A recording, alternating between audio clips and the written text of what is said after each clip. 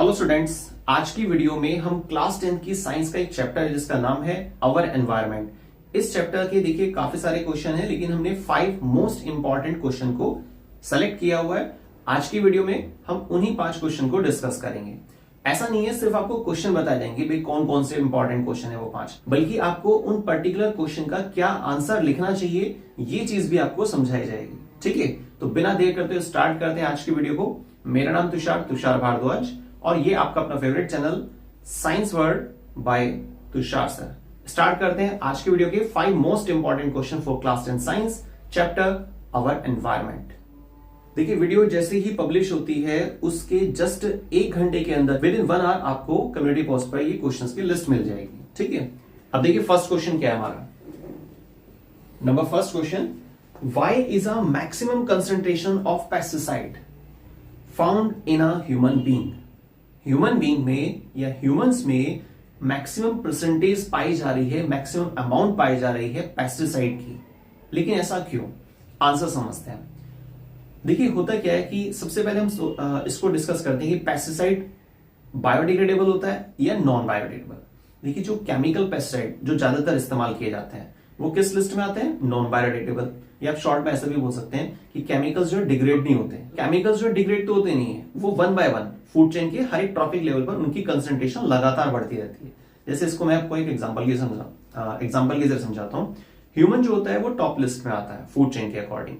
तो अब होता है क्या है कि आपने कोई फसल है या फिर कोई पौधा है, उसको प्रोटेक्शन प्रोवाइड करने के लिए पेस्ट वगैरह से आपने पेस्टिसाइड का स्प्रे किया या पेस्टिसाइड का इस्तेमाल किया। ठीक है, तो ये केमिकल्स जो है वो फुल्ली वॉश आउट नहीं हो पाते हैं। ठीक है, और डिग्रेड ये होते नहीं है, वो आपको मालूम है, मैंने स्टार्टिंग में आपको समझाया कि ये नॉन बायोडिग्रेडेबल की लिस्ट में आते हैं केमिकल्स। तो होगा क्या, जब हम उस पार्ट को नेक्स्ट स्टेप, मतलब कि जो फर्स्ट कंज्यूमर है, प्राइमरी कंज्यूमर है, वो उसको कंज्यूम करेगा, शाकाहारी होगा, मतलब कि हर्बीवोर्स होगा, तो उसकी बॉडी में मटेरियल चला गया, फिर उसको नेक्स्ट वाला कंज्यूम करेगा। तो इस तरह से क्या होता है, हर एक स्टेप पर कंसंट्रेशन लगातार बढ़ती चली जाती है। क्यों? रीजन बिल्कुल सिंपल है कि केमिकल्स क्या होते हैं? नॉन बायोडिग्रेडेबल होते हैं, इसीलिए। क्लियर? तो यही बोला गया कि जो फूड चेन के लास्ट में आ रहे हैं ऑर्गेनिज्म, जैसे कि ह्यूमन भी आता है, तो वो जब मटेरियल को लगातार डे बाय डे अकॉर्डिंग उसकी फूड हैबिट जो है उसके हिसाब से कंज्यूम करेगा, तो कंसंट्रेशन बहुत इकट्ठी होती रहती है और ये केमिकल्स डिग्रेड नहीं होते हैं। तो यही कारण है कि पेस्टिसाइड की कंसंट्रेशन लगातार बढ़ती जाती है, या ऐसा ऑब्जर्व किया जा रहा है ह्यूमन में। पर ऐसा क्यों, वो हमने यहां पर एक्सप्लेन कर दिया। बाकी पॉइंट्स आप यहां पे लिख सकते हैं कि chemicals increase their concentration at each step of a food chain। ठीक है, तो बिल्कुल इजी है कि फर्स्ट क्वेश्चन में हमारे से ये पूछा गया है कि भाई ह्यूमन में क्यों पेस्टिसाइड की कंसंट्रेशन लगातार बढ़ती रहती है। देखिए, इसमें हमने 2 ही पॉइंट्स कवर किए। 2 पॉइंट के बेसिस पे आप इस क्वेश्चन के आंसर को अच्छे से एक्सप्लेन कर सकते हैं। पहला पॉइंट तो ये कि ह्यूमन जो है टॉप लेवल पर आता है, जो फूड चेन है। फूड चेन में 3 या 4 ट्रॉपिक लेवल होते हैं, जैसे कि आपको पता ही है, फूड चेन का आपने टॉपिक भी पढ़ा होगा। ठीक है, तो फूड चेन में टॉप लेवल पर आ रहा है। अब होता क्या है कि जो प्राइमरी स्टेप है हमारे पास, जो फर्स्ट ट्रॉपिक लेवल होता है, वहां पर जो केमिकल्स हैं वो केमिकल्स खत्म तो होंगे नहीं। क्यों खत्म नहीं होंगे, वो हमारा दूसरा पॉइंट था कि भाई केमिकल्स नॉन बायोडिग्रेडेबल लिस्ट में आते हैं, इसीलिए। तो सेकंड स्टेप वाला फर्स्ट को कंज्यूम कर रहा है, थर्ड स्टेप वाला सेकंड को कंज्यूम कर रहा है। और ऐसा तो नहीं है कि अपने आप को जिंदा रखने के लिए एक ही बार कंज्यूम करेगा। फूड मटेरियल तो उसको डेली चाहिए ना, तो डेली के हिसाब से क्या होता है, कंसंट्रेशन उसकी बॉडी में इकट्ठी होती रहेगी, डिग्रेड हो नहीं रहा है वो केमिकल, क्योंकि उसकी नेचर कैसी है, नॉन बायोडिग्रेडेबल। इसीलिए बोला जाता है कि केमिकल्स लगातार इकट्ठे होते रहते हैं, इनको यूज कम से कम करना चाहिए। क्लियर? चलिए अब देखिए सेकंड क्वेश्चन क्या है यहां पर, है ना, ध्यान से समझिए, काफी इंपॉर्टेंट है वैसे, और क्वेश्चन लाइन थोड़ा सा कॉम्प्लिकेटेड है, अगर आप ध्यान समझेंगे तो क्लियर हो जाएगा। गिव वन मेथड, एक मेथड दीजिए आप, which could be applied to reduce the our intake of pesticide through food to some extent. देखिए क्या हो रहा है सेकंड क्वेश्चन में, इसमें पूछा जा रहा है आपसे कि आप एक मेथड बताइए, कोई भी एक मेथड दीजिए जिसके जरिए हम जो पेस्टिसाइड की कंसेंट्रेशन लगातार बढ़ रही है ना, उसको रिड्यूस कर सके। ठीक है, क्लियर? क्वेश्चन एक बार दोबारा सुन लेते हैं। गिव वन मेथड, एक मेथड दीजिए विच कुड बी अप्लाइड, जो अप्लाइड किया जा सके, है ना, टू रिड्यूस। क्या रिड्यूस करने के लिए भाई, क्यों अप्लाई कर रहे हो आप कोई मेथड? रिड्यूस करना चाहते हैं हम intake of pesticide through food to some extent. जो खाने के द्वारा, है ना, जो फूड आइटम्स के द्वारा हमारी बॉडी में पेस्टिसाइड एंटर कर रहे हैं, केमिकल्स एंटर कर रहे हैं, वो कम एंटर करें। तो इसके लिए क्या सुझाव हो सकता है? देखिए, सबसे पहला point, washing of fruits and vegetables. जब भी हम कोई फ्रूट्स का इंटेक कर रहे हैं, है ना, कोई भी फ्रूट, या फिर हम वेजिटेबल का यूज कर रहे हैं, तो उनको बढ़िया तरीके से, अच्छे से उनको वॉश करना चाहिए। क्लियर? तो एक पॉसिबिलिटी है कि हाँ भाई, काफी हद तक हम इस समस्या को कवर कर सकते हैं। सिंपल सी बात है। पहला तरीका इजी है। दूसरा तरीका, हमें बायोलॉजिकल मेथड्स का यूज करना चाहिए। ये हालांकि बहुत बेस्ट है। बायोलॉजिकल मेथड से मतलब जैसे हम केमिकल पेस्टिसाइड का यूज करते हैं, तो हमें बायो पेस्टिसाइड का यूज करना चाहिए। ठीक है, किस चीज को कंट्रोल करने के लिए? कंट्रोलिंग द पेस्ट या इंसेक्ट। तो इंसेक्ट को, या जैसे हम बोलते हैं कि फसल हमारी खराब होने के चांसेस थे क्योंकि आसपास कोई पेस्ट वगैरह है जो उसको खराब कर देते हैं, तो अब हम फसल को कैसे बचाएंगे? केमिकल पेस्टिसाइड का यूज करेंगे या बायो पेस्टिसाइड का यूज करेंगे? तो अगर हम केमिकल्स का यूज करते, देखिए सीधे से शॉर्ट में बात, केमिकल्स तो मैक्सिमम नुकसान ही पहुंचाते हैं। हालांकि यूज भी करने होते हैं, पर लेकिन कोशिश करनी होती है कि केमिकल्स का इस्तेमाल कम से कम किया जाए। रीजन क्या है? फिर से फर्स्ट क्वेश्चन का यहाँ पे कनेक्शन बन रहा है, chemicals are non biodegradable. Clear? दो क्वेश्चन पता चल गया आपको। दूसरे क्वेश्चन में फर्स्ट पॉइंट क्या था? Washing of fruits and vegetable, and second point हमारा, इसको बी डाल देते हैं और ये ए पॉइंट। सेकेंड पॉइंट हमारा बन रहा है reduce uses of chemical pesticide. Short में लिख दिया मैंने, है ना?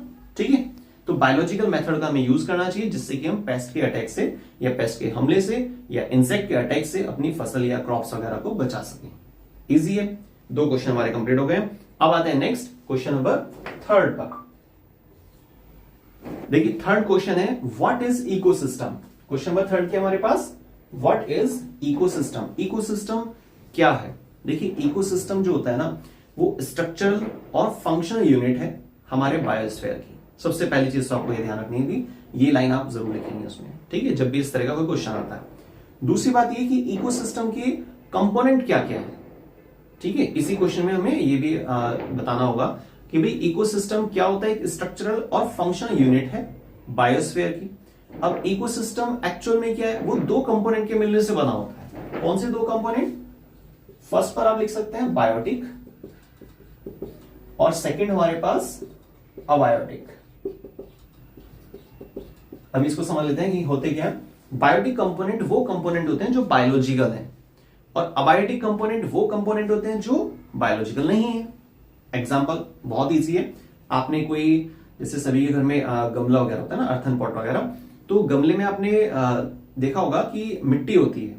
आपने एक पौधा लगाया हुआ है, ठीक है, अब उसमें मिट्टी भी है, उस गमले में पौधा लगा हुआ है, पानी भी आप देते हैं, है ना?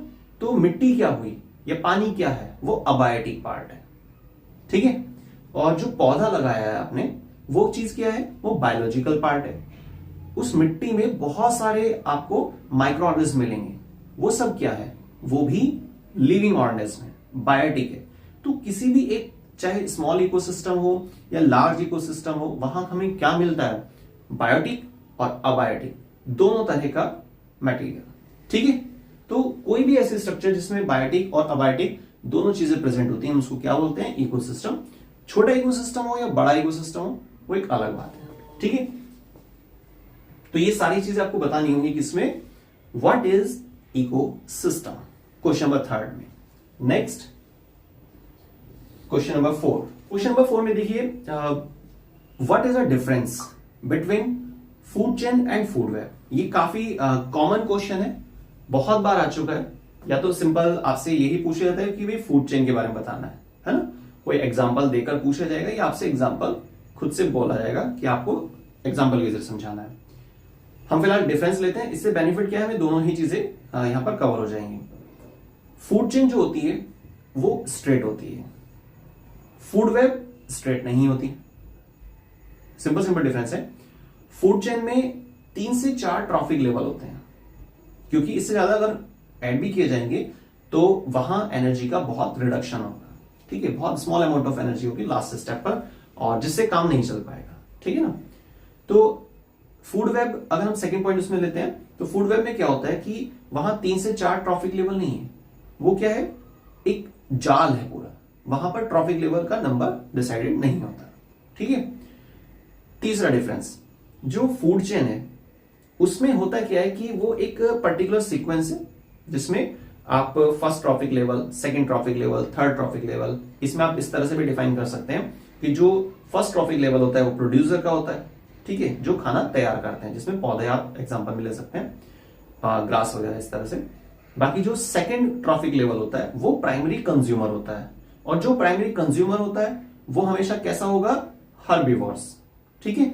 जो सेकेंडरी कंज्यूमर है, थर्ड स्टेप पर आ रहा है, सेकेंडरी कंज्यूमर है, वो कैसा होगा, प्राइमरी कार्निवोर्स। तो ये थोड़ा सा कुछ कंफ्यूजिंग सी चीजें हैं, इनको आप ध्यान से समझना या फिर नोट कर लेना। मैं एक बार दोबारा समझा देता हूं आपको, एग्जांपल लेते हैं जरा। जैसे प्लांट है, ठीक है, और आगे फिर ग्रासहोपर ले लेते हैं। ठीक है, फिर आगे इसमें फ्रॉग का जिक्र कर लेते हैं। ठीक, तो जो प्राइमरी मतलब ये, ठीक है, जो फर्स्ट ट्रॉफिक लेवल है ये कैसा होगा, हमेशा प्रोड्यूसर, प्रोड्यूस कर रहा है चीजों को। ठीक है, इजी है। अब ये जो हमारे पास सेकंड स्टेप है, ये फर्स्ट स्टेप, ये सेकंड स्टेप, ये थर्ड स्टेप, तो सेकंड स्टेप वाला हमेशा हर्बीवोर्स होता है। कैसा होता है, हर्बीवोर्स। ठीक है, जो थर्ड स्टेप पर होगा वो कैसा होगा, कार्निवोर्स, लेकिन कौन सा, प्राइमरी, मतलब फर्स्ट नंबर डाल दिया मैंने इसको यहां पे, कार्निवोर्स।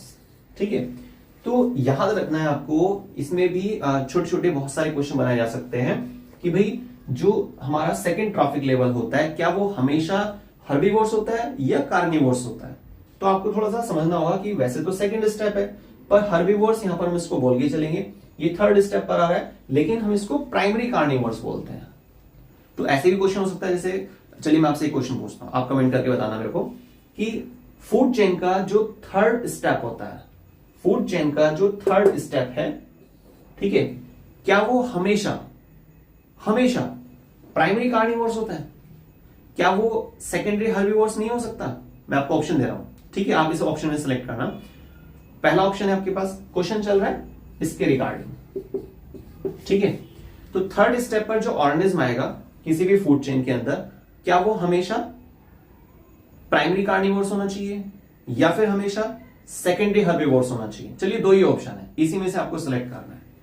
थोड़ा सोचना आप, और उसके बाद आप कमेंट करना। ठीक है, तो क्लियर हो गई बात फूड चेन से रिलेटेड। फूड चेन और फूड वेब में हमने डिफरेंस कवर कर लिए हैं। अच्छा, एक और चीज कि एक्चुअल में अगर देखा जाए तो मुझे ऐसा लगता है कि फूड चेन तो रियलिटी है ही नहीं, फूड वेब रियल है।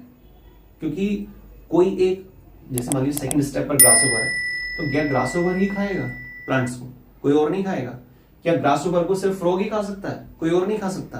तो एक्चुअल में तो देखा जाए ना, तो फूड वेब रियलिटी है, फूड चेन रियलिटी नहीं है। वो सिंपल एक कॉन्सेप्ट बनाई गई है चीजों को आसान करने के लिए या आपको समझाने के लिए। ठीक है ना। तो हमारे पास जो फोर्थ क्वेश्चन था, डिफरेंस किसमें,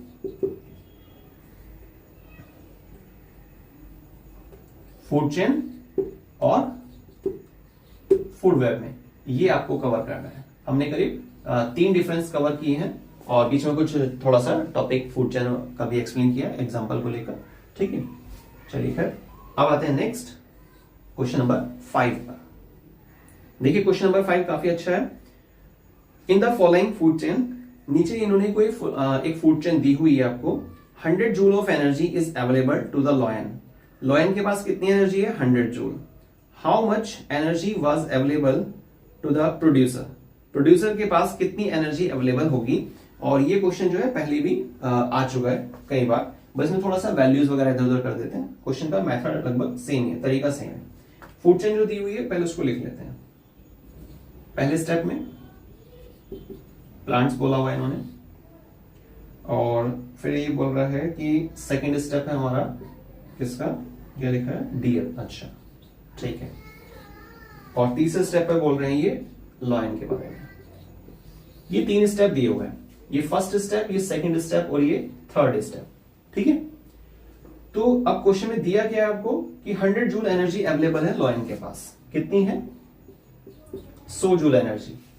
देखिए बहुत आसान है, ठीक है। फूड चेन का बल्कि जो टॉपिक है ये थोड़ा इंपॉर्टेंट भी है, 10% लॉ ऑफ एनर्जी या एनर्जी ट्रांसफॉर्मेशन, इस तरीके से कि कैसे एनर्जी ट्रांसमिट होती है, 10% के अकॉर्डिंग होती है, आपको पता है, पर इसमें कहां पर 1% लेते हैं, ये थोड़ा सा कंफ्यूजन क्वेश्चन है। तो इस टॉपिक पर हमने एक डिटेल वीडियो भी तैयार की थी, अगर आपको थोड़ा भी डाउट है तो डिस्क्रिप्शन बॉक्स में आपको लिंक मिल जाएगा पर्टिकुलर फूड चेन की वीडियो का, और या फिर आवर एनवायरमेंट की रैपिड रिवीजन जो वीडियो थी उसका। तो आप अगर डाउट है तो वहां से भी कवर कर सकते हैं उसको। फिलहाल मैं आपको थोड़ा सा समझा देता हूं। देखिए होता क्या है, ये 10% के अकॉर्डिंग रिडक्शन होता है। तो अगर हम 1000 का 10% निकालते हैं, 0 से 0 इस 0 से ये 0, ठीक है। इसका मतलब ये हुआ कि यहां पर कितना आंसर बचा हमारे पास, 100 जूल। तो 1000 का 10% 100 जूल है, और 100 जूल यहां पर है, तो इसका मतलब यहां पर कितनी होगी, सोचिए आप, 1000 जूल, ठीक है। क्योंकि यहां 1000 जूल का ही 10% फिर यहां पर 100 जूल दिखाया गया है ऐसे। अब 1000 कब आएगा, किसका 10% 1000 है, यहां पर सॉल्व कर लेते हैं उसको, इधर लिख लेते हैं 10,000 का 10%, ठीक है। 0 से 0 इस 0 से ये 0, क्लियर। तो 10,000 का 10% जो है 1000 बनता है ना। तो इसका मतलब यहां इससे जस्ट पहले वाले स्टेप में कितनी एनर्जी होगी, 10,000 जूल। तो 10,000 का 10% फिर 1000। तो इस तरीके से क्या होता है, एनर्जी ट्रांसमिट होती है, ठीक है ना। लेकिन सोचिए अगर यहां पे 100 जूल एनर्जी, तो यहां पर 10 और यहां पर 1 जूल। इसलिए क्या होता है ना, फूड चेन में अगर हम आगे की बात करते हैं, फोर्थ स्टेप की बात करते हैं, तो वहां पर एनर्जी कम हो जाती है % के रूल्स के आधार पे, ठीक है। आई थिंक आपको क्लियर हो गया होगा, और बहुत अच्छे समझ में अगर आ गया है, टॉपिक क्लियर है, सारे क्वेश्चन क्लियर है, जो हमने 5 क्वेश्चन डिस्कस किए उसमें जो आपको डिटेल दी गई है आंसर को लेकर वो क्लियर है, तो प्लीज कमेंट करके फीडबैक जरूर दीजिएगा वीडियो में। अगर आपको कुछ भी प्रॉब्लम लगती है, कोई आपको क्वेश्चन समझ में नहीं आया, कुछ आपको वर्ड क्लियर नहीं है, तो आप कमेंट कर सकते हैं। और अगर वीडियो पसंद आती है, आपको सारी चीज क्लियर है, तो वीडियो को मैक्सिमम शेयर करना मत भूलिएगा अपने सभी फ्रेंड्स के साथ। तो देखिए हमारे पास ये 5 क्वेश्चन थे। इससे पहला क्वेश्चन देखिए मैं आपको फिर से एक बार रिवाइज कराता हूँ फटाफट से, कि फर्स्ट क्वेश्चन में आपसे पूछा जा रहा था कि केमिकल्स की कंसंट्रेशन लगातार बढ़ती जाती है ह्यूमन में, पर ऐसा क्यों होता है, ठीक है। सेकंड क्वेश्चन फिर हमारे पास आया कि कैसे हम क्या तरीका अप्लाई कर सकते हैं जिससे कि जो ये परसेंटेज बढ़ रही है, केमिकल पेस्टिसाइड की परसेंटेज बढ़ रही है ह्यूमन बॉडी में या एनिमल्स में, हायर एनिमल्स में, तो उसको कम कर सकें, उसका तरीका क्या होना चाहिए। थर्ड में आपसे पूछा गया कि भाई इकोसिस्टम एक्चुअल में है क्या है इकोसिस्टम। इसमें हमने एग्जांपल वगैरह भी लिया, इकोसिस्टम के कंपोनेंट क्या होते हैं, इस क्वेश्चन को सेपरेट करके उसको भी हमने इसी में अटैच कर दिया, ठीक है। फोर्थ क्वेश्चन था हमारे पास कि फूड चेन और फूड वेब में क्या डिफरेंस होता है। हमने यहाँ पर 3 पॉइंट समझे और साथ में थोड़ा सा फूड चेन को भी एक्सप्लेन कर लिया ताकि थोड़ा चीजें क्लियर हो जाए, है ना। पांचवा क्वेश्चन हमारे पास आया कि एक क्वेश्चन था जिसमें आपको फूड चेन दी हुई है, जिसमें यहाँ पर थोड़ा सा बना दिया उसको डायग्राम को, और फूड चेन आपको गिवन है, उसमें लास्ट स्टेप पर एनर्जी जो है वो दी हुई है, फर्स्ट और सेकंड की आपसे एनर्जी पूछी जा रही है, ठीक है ना। तो ये इस तरीके से अवर एनवायरमेंट के 5 इंपॉर्टेंट क्वेश्चन हमने कंप्लीट कवर कर लिए हैं। तो आज की वीडियो में बस इतना ही, मिलते हैं नेक्स्ट वीडियो में कुछ और नए इंपॉर्टेंट क्वेश्चंस के साथ। इसी तरह जुड़े रहिए आपके अपने फेवरेट चैनल साइंस और तुषार सर के साथ। सपोर्ट करने के लिए बहुत बहुत धन्यवाद। मिलते हैं नेक्स्ट वीडियो में।